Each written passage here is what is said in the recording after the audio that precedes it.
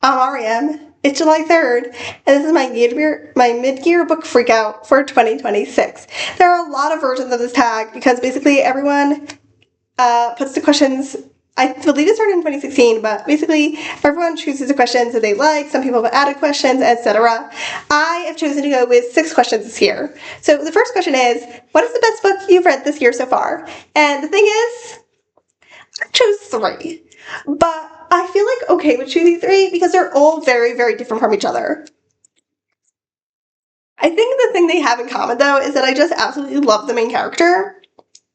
So, the first one I chose is Your Life Has Been Delayed by Michelle I. Mason. This is a book where our main character gets on a plane in the 90s and she gets off the plane in the 2020s.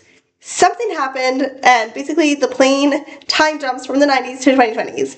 But it's really not about why this happened. It's really just about her finding her place in this new world where her little brother is suddenly older than her with kids of his own, where everything's different. We have phones now, and so technology is different.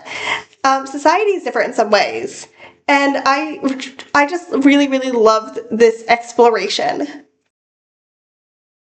The next book I chose for my favorites of the year so far is A Skinful of Shadows by Frances Hardinge. This is a historical fantasy that happens during the English Civil War. We follow Makepeace, who discovers that she is kind of a holder for ghosts. Ghosts can come inside of her. And I really don't remember what happens so much in like that, where it starts being a spoiler, but basically she discovers that she can be a holder for ghosts, kind of at the same time she discovers that there are people who want to use her for it, which she absolutely does not want. She doesn't want to be used for anything. Makes sense. And so she kind of takes this power and uses it to try to escape from these people who have her. And I love Frances Hardinge's book so much, but this would be my favorite, which is crazy.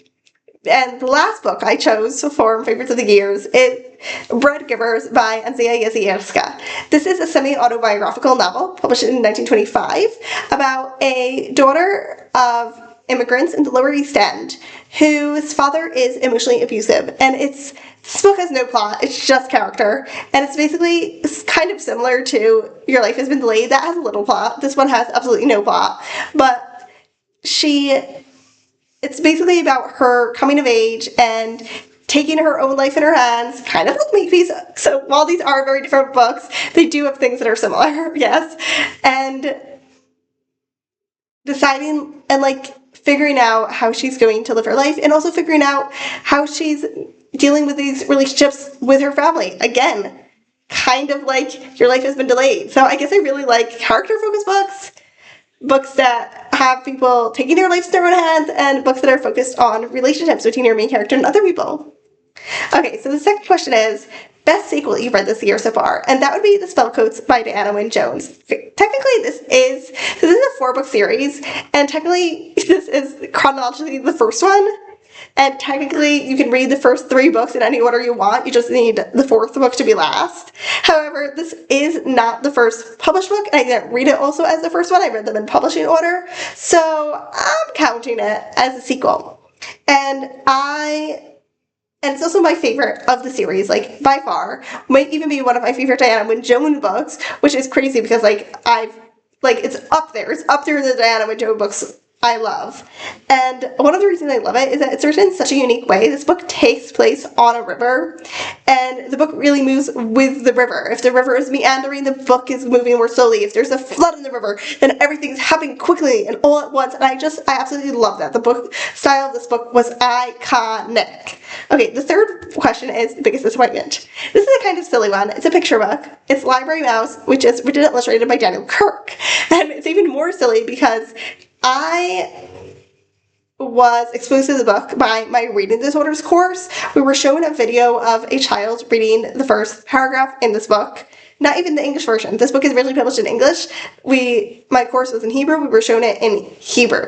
And I absolutely loved that first paragraph. I thought it was really cute. I also thought it was the first page of the book. It was not. It turns out Daniel Kirk's stuff a lot of words on every page, which I do not really like when it comes to picture books.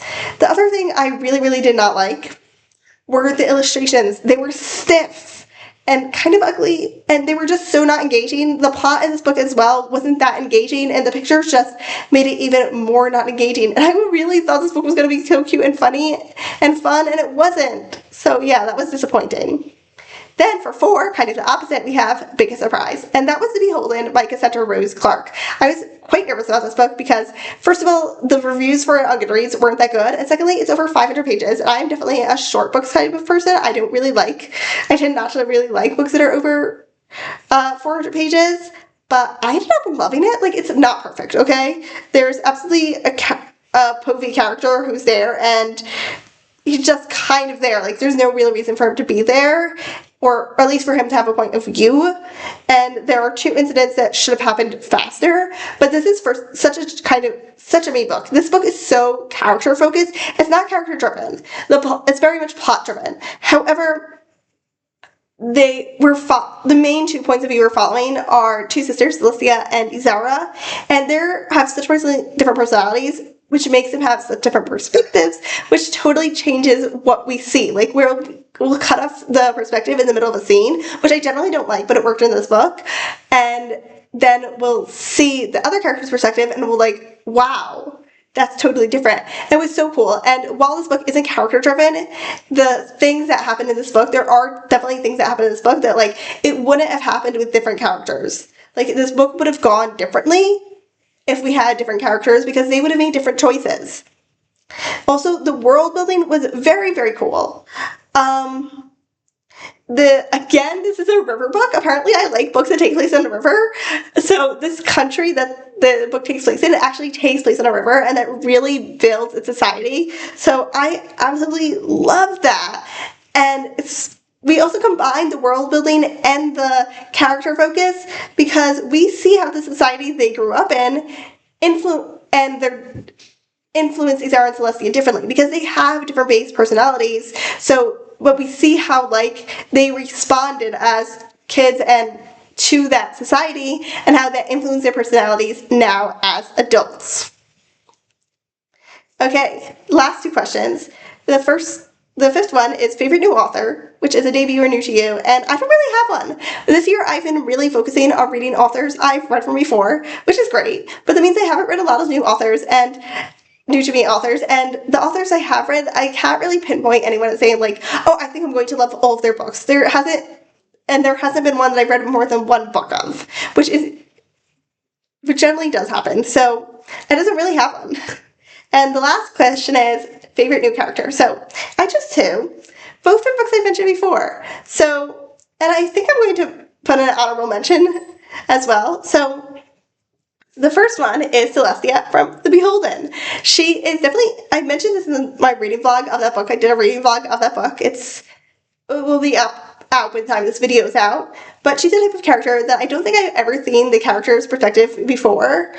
Like, this type of character, and definitely not in a positive way. Actually, I was looking back through the books I read while, like, writing down my answers to these questions. I thought that there are quite a few characters that I read this year that were very unique. And so that was really, really fun. The next character I said is Makepeace from A Skin Full of Shadows. I read this book in March, and I already want to reread it just to analyze Makepeace's character. I loved her so much. And I do want to give a shout out. I didn't manage to add this novella or novelette into any of the things I read this year, but I want to give out a shout out to 2 novellettes, which is The Metamorphosis by Franz Kafka and A Willing Lead to School by, oh shoot, I forgot. I do not remember her. But I read The Metamorphosis and I read A Willing Lead to School, and I thought they were both really great, especially The Metamorphosis. I kind of said that I want to put Gregor in my favorite characters. I don't find it very interesting as a character itself, but I did love The Metamorphosis. So that's my mid-year book freak out for 2026. Thank you for watching.